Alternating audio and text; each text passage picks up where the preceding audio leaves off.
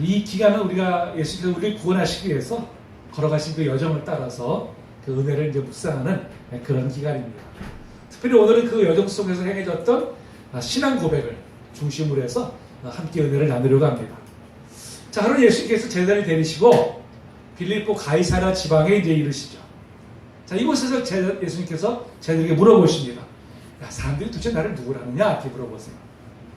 제자들이 뭐라고 대답했죠? 오늘 14절에 보니까 더러는 세례 요한, 더러는 엘리야, 어떤 이는 예레미야나 선지자 중에 하나라 하더이다.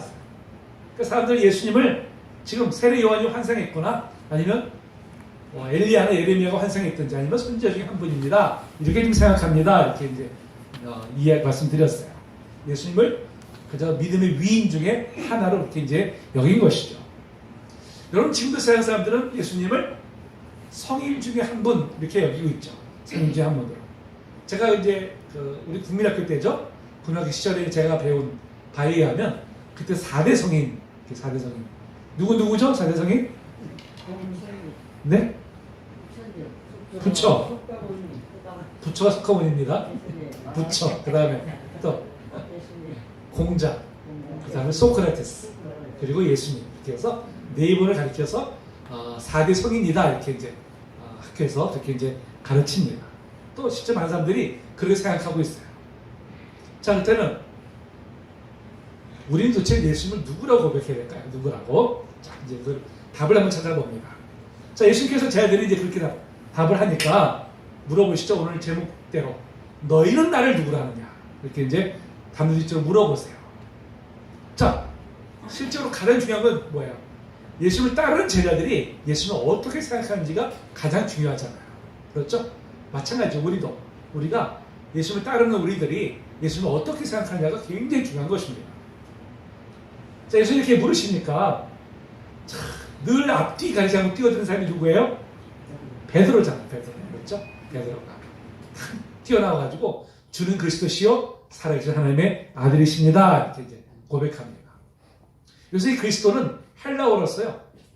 기름 부은 받은 자라는 뜻입니다. 그러니까 구약의 히브리어의 그 메시아를 헬라어로 번역한 말이 바로 그리스도예요. 그리스도. 이 구약 시대에는 왕이나 제사장이나 선지자를 세울 때 기름을 부어 세웠어요. 기름을 부어서. 반드시 의식 속에서 기름을 부어서 이제 이렇게 왕이나 선지자, 제사장을 이제 세웠습니다. 그러다가 시간이 흐르다 보니까 나중에는 하나님의 백성들을 구원하시려고 하나님께서 보내신 사람을 바로 메시아라고 생각했어요. 메시아. 그래서 이 유대인들은 늘 메시아가 오셔서 자기들을 구원해 주기를 그들이 고대에 왔었습니다. 그러니까 지금 베드로가 예수님을 그리스도시라고 고백한 것은 뭐예요? 우리를 구원하실 분이십니다. 우리의 구원자이십니다. 이렇게 이제 고백을 한 것입니다. 자, 이어서 베드로가 뭐라고 고백합니까? 살아계신 하나님의 아들이십니다. 이렇게 고백하죠. 여러분, 근데 고대 사회에서는요, 왕을 신의 아들이다 이렇게 여겼어요. 신의 아들이다. 특히 유대 백성들은 왕과 또 자신들은 하나님의 아들이다, 자녀들이다 이렇게 이제 그들은 스스로 여겨왔었습니다.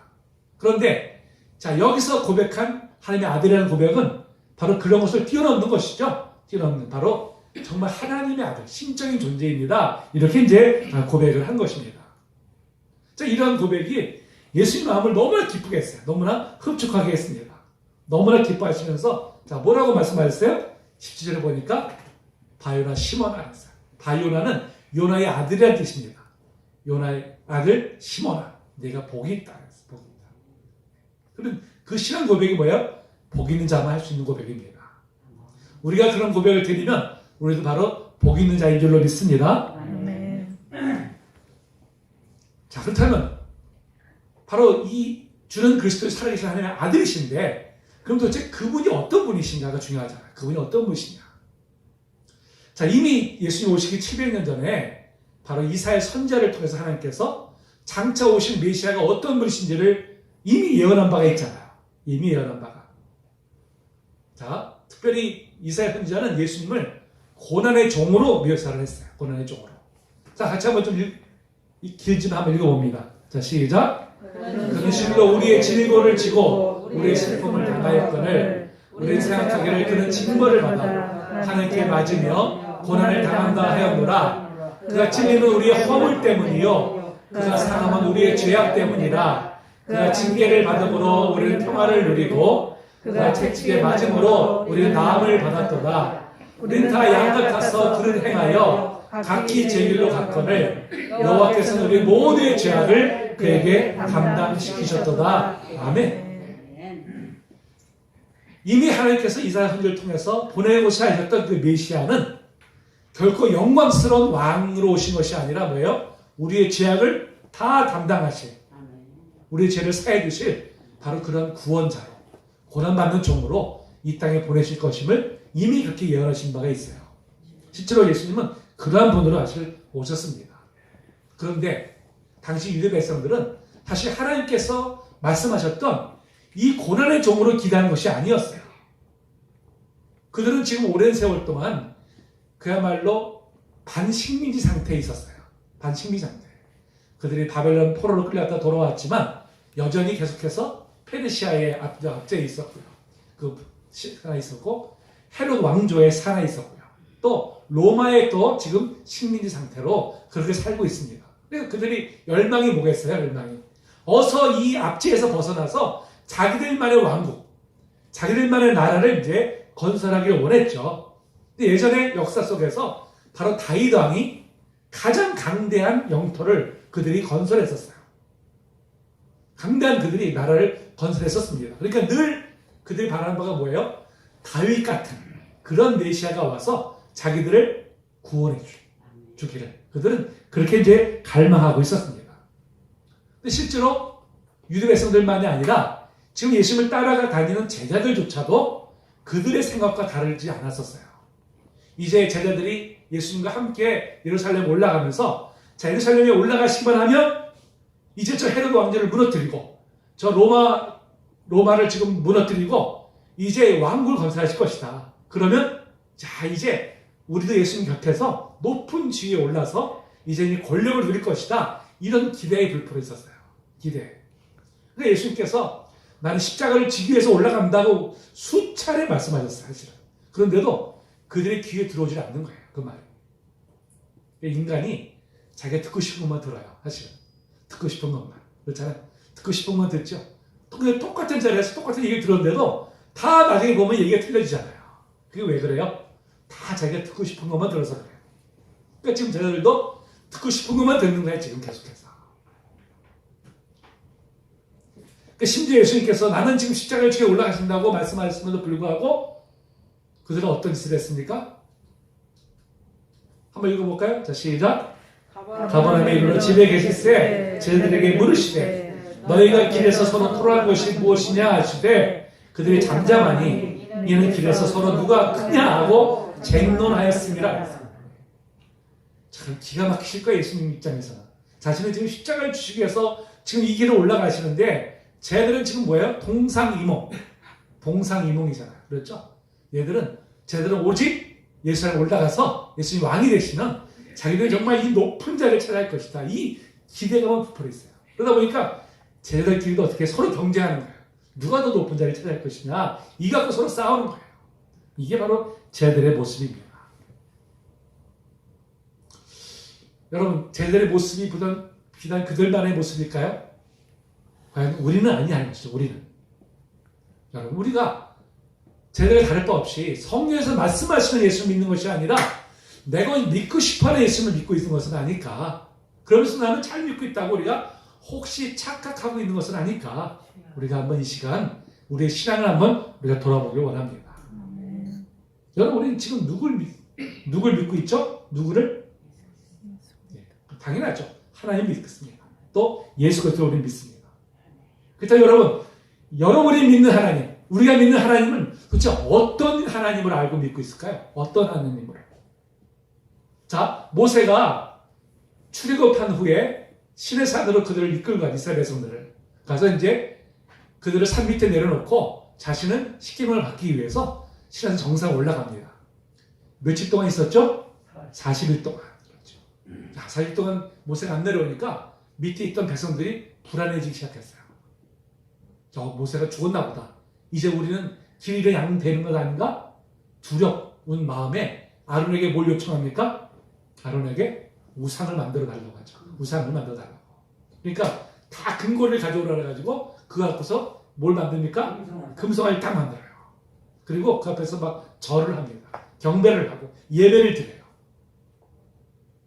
자, 근데 여러분, 이게 놀라운 말이 있어요. 자, 한번 읽어볼까요? 시작. 이스라엘아, 너는 너희를 애굽에서 인도하여 낸 너희의 신이로다 하는지라. 아론이 보고 그 앞에 제단을 쌓고 이 아론이 공파하여 이르되 내일은 여호와의 절의 일이라 하니 이튿날에 그들 일찍 일어나 번제를 드리며 화목제를 드리고 백성이 앉아 먹고 마시며 일어나서 뛰놀더라. 아멘. 이스라엘 백성은 지금 송아지 형성을 만들어 놓고서는 이 송아지가 자기들을 애굽에서 인도하여낸 여호와 하나님이시라고 경배하고 있는 거예요. 여러분, 저 이 말씀 묵상할 때마다 저는 가슴이 서늘해져요. 가슴이 철렁철렁합니다. 정말 우리가 하나님 믿는다고 하면서 혹시 내가 원하는 신을 만들어 놓고서는 나는 지금 하나님 믿고 있다고 내가 지금 착각하고 있는 것은 아닌가, 이런 생각을 하면 두려운 마음이 들게 돼요. 자, 여러분, 왜 이스라엘 백성들은 송아지를 만들어 놓고서는 여호와 하나님을 섬긴 것일까요? 무엇 때문에? 자, 그들에게 있어서 하나님은요, 누가 되었든지 상관없어요. 오직 자신들한테 유익을 주는 존재. 자, 이 땅에 자신이 원하는 것을 충족시켜주는 존재는 누구든지 상관이 없어요.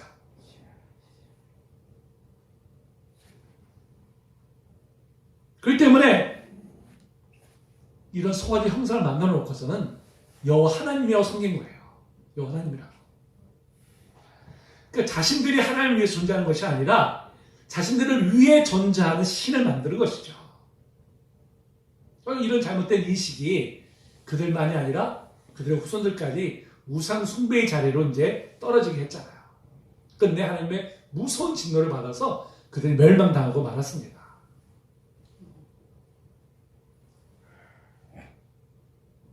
우리가 지금 하나님 믿는다고 하면서 혹시 이런 모습을 아닐까? 우리가 한번 돌아봐야 돼요. 내가 막 원하는 하나님, 성경에 말씀한 그 하나님이 아니라 내가 원하는 하나님 만들어 놓고서는 나는 지금 하나님 잘 믿고 있다고 내가 그렇게 생각하고 있지 않은지 우리 한번 돌이켜보길 바랍니다. 여러분, 오늘날 그렇다면 우리에게 있어서 하나님 자리에 버금가는 그 자리를 누가 차지하고 있을까요? 누가? 돈이에요. 그렇죠?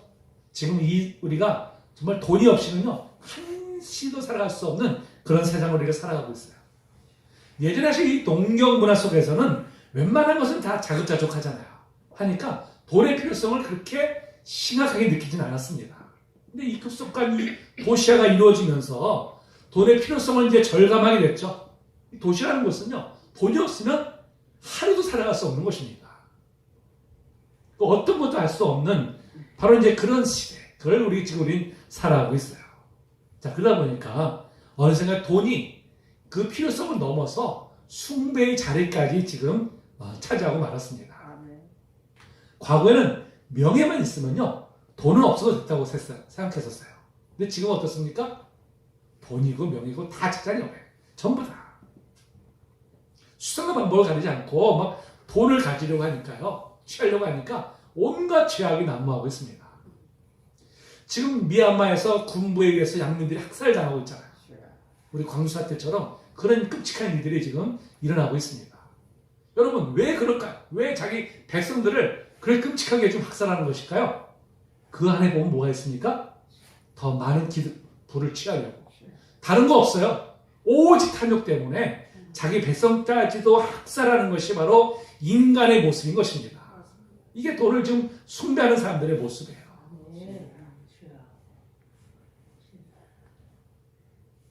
우리의 과연 모습은 어떨까요? 우리의 모습은. 여러분, 하나님 믿는 신앙조차도 돈을 더 많이 벌기 위한 하나의 수단으로 여기는 사람들도 사실 있어요.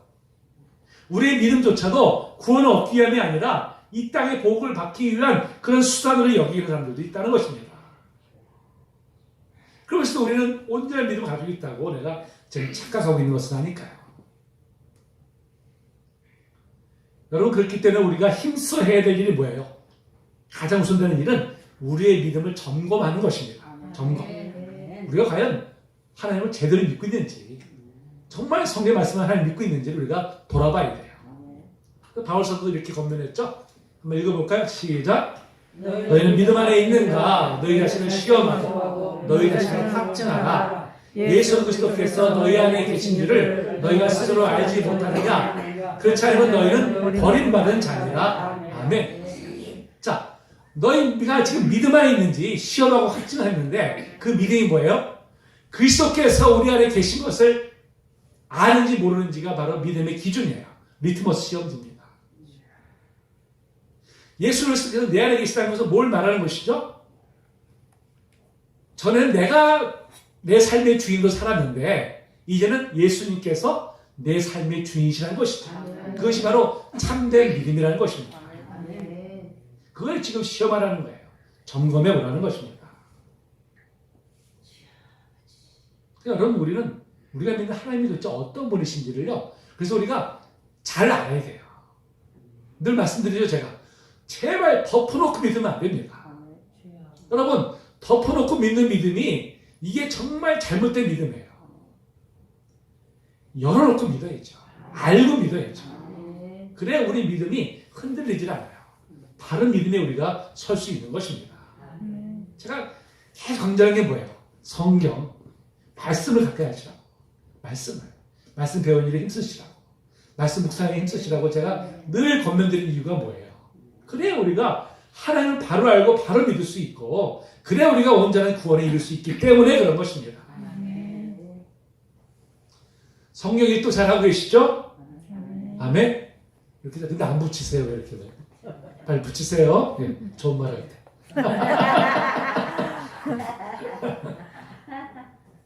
자, 그렇다면 하나님의 아들이신 예수님께서 이 땅에 오신 이유가 무엇일까요? 무엇 때문에?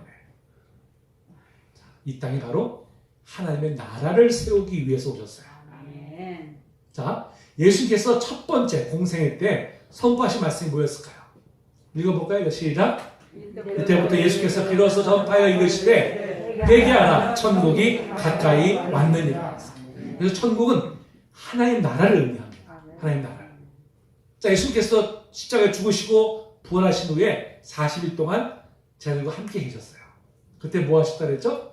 또 읽어볼까요? 시작. 그 고난받으신 후에 또한 그들에게 확실한 많은 증거로 친히 살아계심을 나타내사 40일 동안 그들에게 보이시며 하나님 나라의 일을 말씀하십니다. 아멘. 자, 공생을 시작하실 때도 하나님 나라를 전파하셨고요. 지금 이제 승천하시기 직전까지도 하나님 나라의 일을 말씀하셨어요. 그럼 결국 뭐예요? 예수님이 이 땅 오신 목적은 뭡니까? 하나님 나라를 세우시기 위해서. 근데 그날에 백성들이 있어야 되잖아요. 백성들이. 그래서 우리를 구원해서 그 하나를 백성으로 삼으시기 위해서 예수님께서는 이 땅에 오신 것입니다. 근데 특별히 하나님 예수님께서는요, 그 하나님 나라를 바로 교회를 통해서 이루기를 원하셨어요. 교회를 통해서. 그 오늘 18절 19절에서 뭐라고 말씀합니까?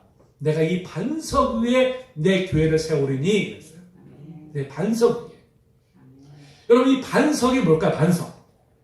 이 헬라 원어로 페트라예요. 페트라. 바로 베드로라는 이름이 이 페트라에서 나온 것입니다. 자, 근데 로마 가톨릭은요, 가톨릭 교회는 베드로를 초대 교황으로 그렇게 지금 이제 받들고 있습니다. 그러면서 로마 교황이 베드로의 후손이다 이렇게 주장합니다. 그래서 로마 교황도 이 베드로처럼 천국 열쇠를 가지고 있기 때문에 천국에 들어가는 것을 로마 교황이 결정한다 이렇게 가르쳐요. 이 온전한 그 바른 가르침일까요? 사실은 아니죠. 여러분, 이 반석, 이 페트라는요, 원래 원어상으로 보니까 여성 명사예요. 여성 명사. 베드로는 남자잖아요. 만약에 베드로를 가르친 것이라면 남성 명사로 쓰였을 텐데 실제로 원어에 보면은 여성 명사로 쓰여져 있습니다. 그럼 뭐예요? 베드로를 가르친 말이 아니라는 것입니다. 그럼 뭘 가르친 것일까요? 바로 베드로가 했던 신앙 고백이에요. 신앙 고백. 주는 그리스도시요 살아계신 하나님의 아들이십니다. 이 고백 이후에 주님께서 주님의 교회를 세우시겠다는 것입니다. 다시 말해서 교회는 어떤 사람들이 모인 곳입니까? 예수 그리스도를 유일한 구원주이시고 바로 하나님의 아들이심을 고백하는 사람들이 모인 곳이 바로 교회예요.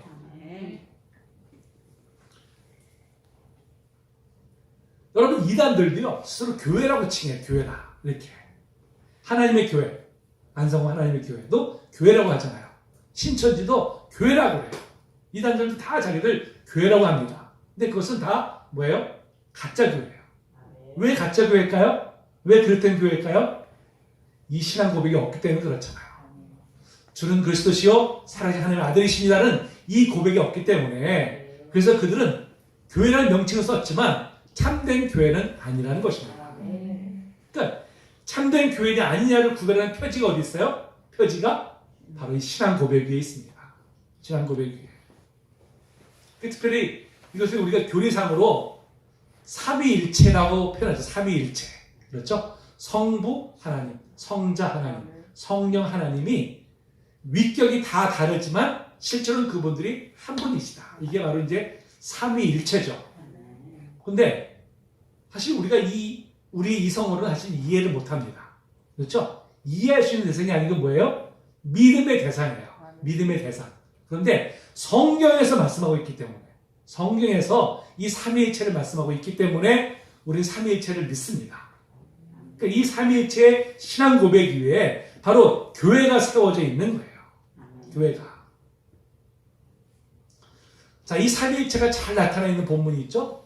한번 읽어볼까요? 시작. 예수께서 세례를 받으시고 그 물에서 올라오실 때 하늘이 열리고 하나님의 성령이 비둘기같이 내려 자기 위에 임하심을 보시더니 하늘로부터 소리가 있어 말씀하시되 이는 내 사랑하는 아들이요 내 기뻐하는 자라 하시니라. 아멘. 자, 예수님께서 공생애를 시작하시기 전에 바로 이제 세례 요한으로부터 세례를 받으시는 그런 장면이죠. 이때 어떻게 했어요? 성령이 임하셨어요. 임하시면서 하늘에서 하늘의 문이 열리면서 하늘에서 음성이 들리죠. 뭐라 말씀하십니까? 이는 내 사랑하는 아들이고 내 기뻐하는 자다. 바로 여기서 성부 하나님, 그다음 성자 하나님, 성령 하나님 세 분이 다 이렇게 나타나는 것을 우리가 보게 됩니다. 그러니까 우리를 구원하시는 사역은 삼위 하나님께서 다 총동원하셔서 행하시는 사역이에요. 행하시는 사역. 그렇죠? 성부 하나님은 우리를 구원할 뜻을 가지셨어요. 성자 하나님은 그 뜻에 순종해서 이 땅에 육신의 몸을 입고 이 땅에 오셨죠. 십자가에 죽으시고 부활하셨어요. 그래서 우리를 구원할 수 있는 길을 열어주셨죠. 그 다음에 성령 하나님은 지금과 우리와 함께 하시면서 그 구원의 완성을 지금 이루어가고 계십니다. 바로 이것이 삼위일체 하나님께서 행하시는 바로 구원 사역입니다. 여러분, 이 신앙 고백 여러분들은 그대로 믿으십니까? 아멘. 그 다음에 여러분들 모두가 다 구원받으시고 또한 교회의 일원이 되는 줄 분명히 믿습니다. 아멘. 이 교회가 헬라어로 에클레시아라고 합니다. 에클레시아. 이제 부르심을 받은 무리라는 뜻입니다. 그러니까 세상으로부터 구별돼서 부르심을 받아서 모인 무리. 그것이 바로 에클레시아. 바로 이제 교회예요. 교회. 그런 면에서 보면 교회는 각 성도를 가리켜요. 원래는 한 사람 한 사람이 다 교회입니다. 우리가 다 삼위일체 하나님 우리 안에 계시기 때문에 우리가 다 교회예요. 또 그러면서 한편으로는 뭐예요? 이렇게 모인 공동체, 이 성도들이 모인 공동체가 또 바로 이제 교회입니다. 그런 면에서 보면요, 이 삼위일체 하나님은 이 공동체의 원형의 원형. 자, 굉장히 중요한 이야기입니다. 성부, 성자, 성령 하나님은요, 어떻게 했습니까? 서로 위격이 다르시잖아요. 다르면서 어떻게 해요? 하나예요. 다르면서도 하나. 그러니까 서로 유기적으로 이렇게 존재하시면서요, 서로를 사랑하고 또한 서로를 순종합니다. 서로를 섬깁니다. 그래서 아주 완전한 공동체를 이루고 계세요. 그러면서도 그 안에 질서가 있어요. 질서가. 모두가 다 동등한 위격을 가지고 계시지만 그 안에 성자 하나님은 성부 하나님께 순종하죠. 성령 하나님은 성부 성자 하나님의 뜻에 순종하십니다.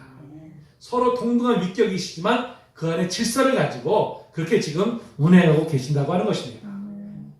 그래서 교회도 바로 이 삼위일체 하나님의 이 원형을 따라서 우리도 어떻게 해야 돼요? 그 모습을 본받아야 되죠. 본받아야 되죠. 자, 어떻습니까? 교회는 무엇보다 서로를 사랑하고 서로를 품고 서로를 세우는 일에 우리가 힘을 써야 합니다. 힘들고 지쳐있는 성도들에게 무엇보다도 중보기도 또 깊은 우리가 관심을 통해서 우리가 힘을 줘야 되죠. 상처 입은 성도들의 심령을 우리가 취하는 일을 해야 됩니다. 서로가 나보다 남을 낫게 여기는 그런 겸손한 마음으로 우리가 서로를 섬겨야 됩니다. 또 자기 주장을 내려놓고 서로를 우리가 존중해야 돼요. 그러면서 그 안에 질서가 있어야 돼요. 질서가. 주님 안에서 모든 지체가 다 평등하지만 그러면서 하나님이 세우신 직분에 대해서는 또 우리가 서로를 존중함으로 질서를 세워야 됩니다. 그래서 이 교회 안에서는 무엇보다도 하나님이 세우신 직분이 가족관계를 뛰어넘어요. 그것이 가장 우선되는 것입니다. 저 같은 경우도 이제 제가 이제 목사하면서 좀 늦게 받았지만 제 누님이 이제 큰 누님이 저보다 17살이 많으세요. 17살 많으신데 저한테 절대 말을 내려놓는 법이 없어요. 저는 항상 목사님 항상 그렇게 존중을 했어요. 하나님 세우신 종이라고 하는 이제 그 존중함이 있어요. 우리가 이제 이게 뭐예요? 하나님 안에서 우리가 질서를 가지고 질서를. 자, 이렇게 우리가 서로를 품어주고 서로를 사랑하고 우리가 공동체가 하나 되는 우리가 힘을 쓰면서 또한 질서를 세워나갈 때 바로 하나님이 원하시고 기뻐하시는 그런 교회 온전히 세워지게 될 줄로 믿습니다. 자, 그렇다면 주님께서 왜 이 땅에 교회를 세우시는 것일까요? 무엇 때문에? 교회의 가장 큰 목적은 무엇일까요? 자, 읽어볼까요? 시작. 이 백성은 내가 나를 위해 지었나니 나를 찬송하게 하려 함이니라. 이 백성은 구약 시대는 이스라엘을 의미하지만 신약 시대는 모든 교회 성도들을 의미하죠. 성도들을. 자, 주님께서 이 땅에 교회를 세우신 목적이 뭐예요? 하나님을 찬송하게 하기 위해서요. 하나님을 높이고 하나님께 영광을 올려드리기 위해서 우리들을 택해서 교회로 삼으셨어요. 그리고 이 공동체를 세우신 것입니다. 자, 개혁주의 교회의 이 교리를 집대성한 그 웨스트민스터 소요리 문답이 있어요. 소요리 문답. 그 제1문이 이렇게 시작하죠. 사람의 가장 제일되는 목적이 무엇입니까? 그랬어요. 사람으로서 가장 우선해야 될 일이 뭐냐? 이렇게 질문하는데 답이 뭐냐면요. 답이 사람의 제일되는 목적은 하나님을 영화롭게 하는 것과 그를 영원토록 즐거워하는 것입니다. 사람의 제일 우선되는 목적이 뭐예요? 지원받은 목적이 하나님께 영광을 올려드린 것이다. 이렇게 분명히 말씀하고 있습니다. 여러분, 그렇다면 우리는 무엇으로 하나님을 영화롭게 할 수 있을까요? 무엇보다도 하나님을 온전히 예배하는 것으로. 하나님을 온전히 예배하는 것으로 하나님을 영화롭게 할 수 있어요. 즐거워할 수 있습니다. 그러니까 예배야말로 하나님을 가장 영화롭게 하는 거예요. 그래서 무엇보다도 교회와 성도는 그 어떤 것보다도 예배를 가장 소중히 여겨야 돼요. 가장 우선해야 하는 것입니다. 오늘날 이 코로나 때문에 참 너무나 안타까운 이제 우리가 일들이 벌어지고 있잖아요. 지금까지도. 우리는 그래도 이렇게 작은 교회니까 모여서 예배드리지만 큰 교회는 여전히 지금 20%가 30%만 모여서 지금 이렇게 예배를 드리고 있잖아요. 뭐 제약이 너무나 사실 많습니다. 이건 뭐 사실 우리가 상상도 할 수 없었던 일이죠. 근데 저는 두려운 것이 뭐냐면요. 코로나 이후에요. 이게 그냥 습관이 돼버려가지고 꼭 교회 가서 예배 안 드려도 그냥 따로 이렇게 각자 집에서 그냥 인터넷으로 예배 드려도 되겠네. 혹시라도 이런 생각들이 그냥 우리 성도님들의 의식을 차지할까봐. 사실 그건 제가 제일 두려워하는 바, 많은 목회자들 두려워하는 바입니다. 여러분, 우리가 제가 설명드렸지만요. 장작이 모여서 탈 때는 활발 타지만 한번 꺼내보세요. 어떻게 되나. 금방 식어버리잖아요. 금방. 마찬가지예요. 우리 각자가 다 믿음이 좋은 것 같아도 연약한 사람들입니다. 그래서 이 공동체가 함께 서로 불을 붙여줘야 돼요. 서로. 우리가 찬양도 혼자 하는 것보다 이렇게 우리가 예배 전에 함께 모여 찬양하면요. 어떻습니까? 우리 심령이 더 뜨겁잖아요. 그렇죠? 더 은혜 받잖아요. 그게 다 뭡니까? 공동체 힘이에요. 그래서 우리가 무엇보다도 예배는 함께 모여서 드리는 예배. 이것이 정말 하나님을 영화롭게 하는 것이고 또한 우리도 더 큰 은혜로 우리를 인도할 줄 우리 분명히 믿습니다. 그러니까 주의를 성수하는 일, 이거는요 정말 우리가 생명과 같은 것입니다. 자, 한번 읽어볼까요? 시작. 또 내가 그들을 거룩하게 하는 여호와인 줄 알게 하려고 내 안식일을 주어 그들과 나 사이에 표징을 삼았노라. 아멘. 안식일을 지키는 것이 뭐예요? 하나님의 구별된 백성, 택한 백성으로서의 표시라는 거예요. 표시라는 것입니다. 그러니까 우리가 주의 성수하는 일은 정말 다른 어떤 것과도 바꿀 수 없는 우리 삶에 있어서 가장 우선되는 것입니다. 자, 근데 예배는 우리가 공동체로 모여서 드리는 예배도 예배지만 또 하나의 예배가 있다고 말씀하고 있죠. 성경에서는 어떤 예배가 있어요? 자, 읽어볼까요? 시작. 형제들아, 내가 하나님의 모든 자비하심으로 너희를 권하노니 너희 몸을 하나님 기뻐하시는 거룩한 산 제물로 드리라. 이는 너희가 드릴 영적 예배니라. 아멘. 우리가 공동체가 모여서 예배드리는 것도 예배지만 우리의 거룩한 삶 자체가 예배라고 말씀하고 있어요. 여러분, 어떻게 우리의 삶이 예배가 될 수 있을까요? 어떻게? 자, 예배가 뭐예요? 하나님을 영화롭게 하는 것이잖아요. 하나님을 영화롭게 하는 것. 그런 면에서 보면 우리가 일상생활 속에서도 거룩하게 구별된 삶을 살아서 하나님의 영광을 올려드리면 그것이 바로 예배라는 것입니다. 그러니까 우리가 왜 거룩하게 살려고 노력해야 돼요? 왜 힘써야 됩니까? 하나님께 영광을 올려드리기 위해서. 반대로 얘기한다면 우리의 잘못된 모습 때문에 하나님의 영광이 가려진다는 것이죠. 우리가 자녀들이 잘못하면 누가 욕먹어요? 부모가 부모를 욕하잖아요. 부모를. 저 도대체 누가 부모가 어떻게 가르쳤길래 저 모양이야? 부모가 욕먹듯이 우리가 잘못된 행위를 하면 어떻습니까? 하나님이 욕을 먹으세요. 하나님의 영광이 가려진다는 것입니다. 그러면서 보면 오늘 한국교회 우리 모습이 너무나 참 안타깝잖아요. 하나님의 영광을 올려드리기커녕 오히려 세상 사람들도 비난, 조롱거리가 되는 이렇게 이 처지를 전락해버렸으니 여러분 그 모습을 볼 때마다 정말 가슴이 찢어지죠. 사실은. 또 한편으로 막 분노가 나기도 해요. 왜들 저럴까 도대체. 하나님의 영광을 올려드릴 사람들이 자기들이 그 아집 때문에 오히려 하나님의 영광을 가리면서도 저를 깨닫지 못하니 정말 참 분노가 사실 이런 분노가요. 이 분노는 거룩한 분노입니다. 네, 우리가 정말 우리의 삶이 여러분 하나님께 정말 영광을 올리는 삶인지 아니면 내 자신의 탐욕만을 위해서 살아가 있는 삶인지를 우리 한번 좀 돌이켜보길 원합니다. 우리 삶을 좀 점검해 보기를 원합니다. 여러분 신앙생활의 중심은요 누구예요? 우리입니까? 하나님이시잖아요. 그렇죠? 하나님이시. 결코 내가 아닙니다. 그럼에도 우리가 하나님을 마치 나를 위해서 내 유익을 위해서 존재하는 분으로 우리가 혹시 그렇게 생각하고 있지는 않습니까?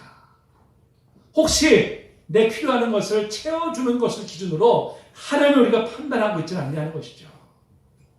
내 간구를 잘 들어주시는 하나님은 신실하신 분이시지만 반면에 내 간구를 들어주지 않으면 하나님은 신실하지 못한 분으로 여겨요. 내 간구도 응답되지 않는데 기도도 응답되지 않는데 내가 굳이 신앙생활 할 이유가 뭐가 있을까?